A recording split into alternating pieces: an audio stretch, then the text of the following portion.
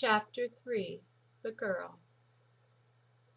The girl knew she reeked with body odor, but the alternative seemed much more horrible. The water burned her skin. The dark man had given her something before he had left her in the burned-out apartment building. He had told her in his Texas drawl, "Drink this, darling." She had not wanted to drink it, but felt compelled by his insistence, and could remember lying there for hours, at first shivering and cramping. There were long periods she could not remember when she had been in a hazy, dream-like state, and the dream images were horrible. Over and over she saw the dark man's face laughing, and his eyes glowing yellow, then red in the darkness.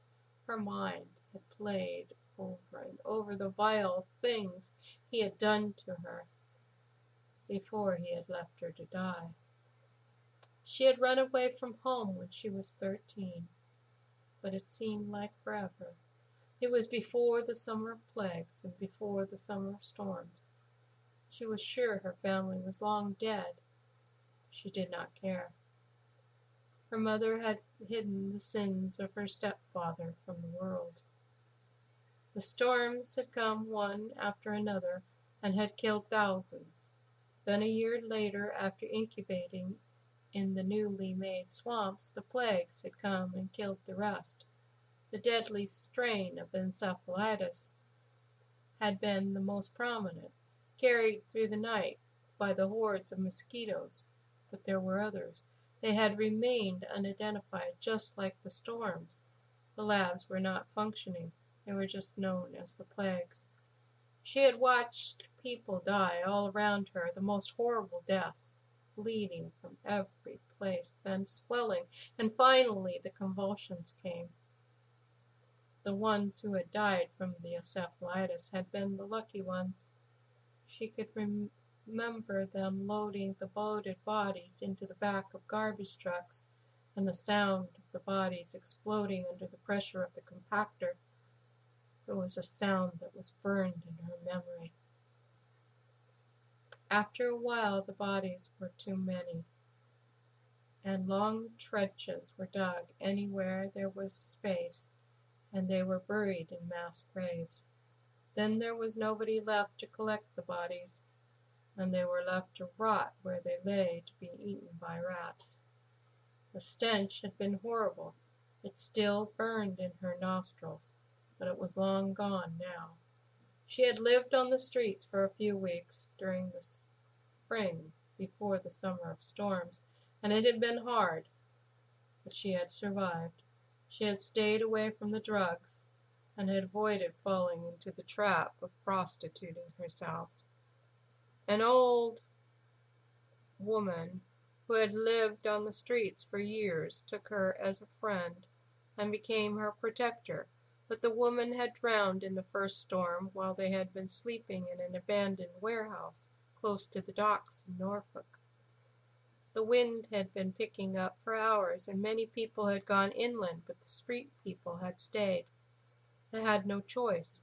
The police had come to tell them to evacuate, but they were never offered rides. They could only walk, so they stayed. There were 50 of the homeless in the warehouse on that night. The storm surge came without warning, and most of them had drowned. She could remember hearing a loud sound, louder than the wind. Then they were in the water. She remembered bumping her head on the rafters, and the woman screaming her name and grabbing her. At that time she still had a name, but it was no longer important. Now she just thought of herself as the girl.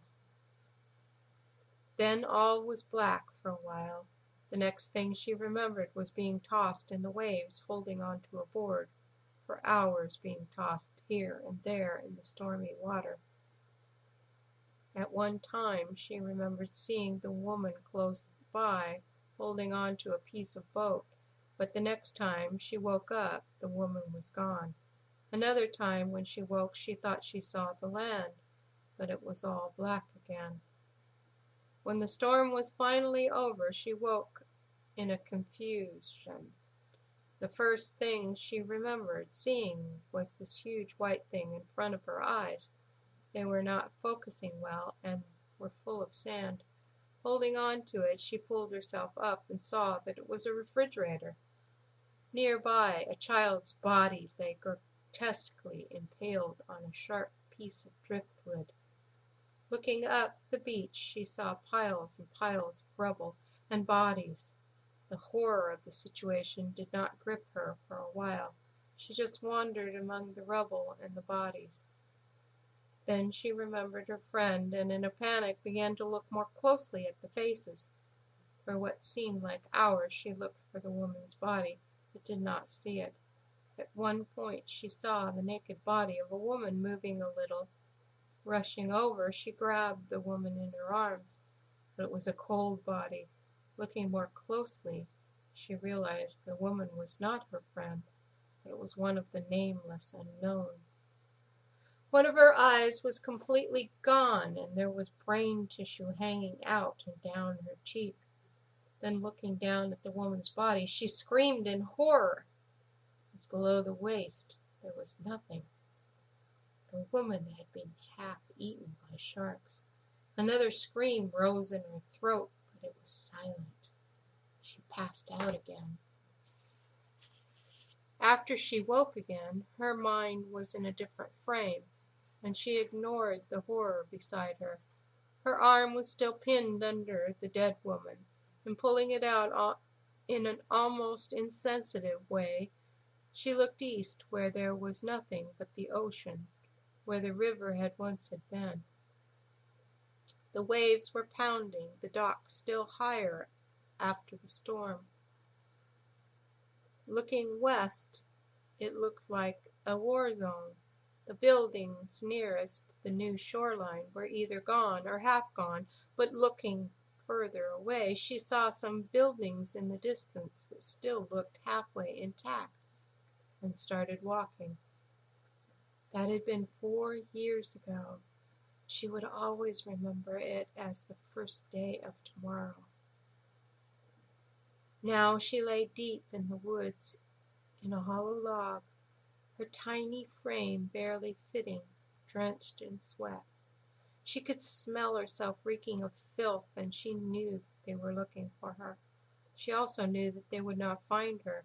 She felt attached to the hunter in some strange way. He made her feel safe.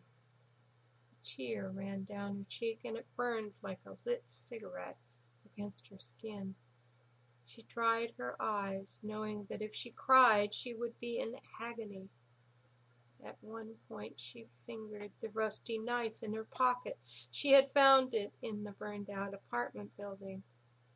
And when the small group had approached her, she had been thinking about cutting her wrists. But she didn't have the nerve then, and she knew she didn't have the nerve now. After a couple of hours, she could no longer hear them searching.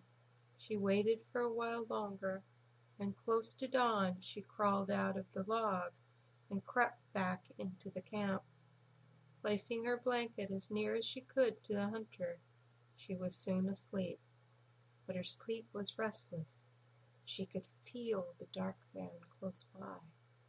She could sense he would be calling for her soon.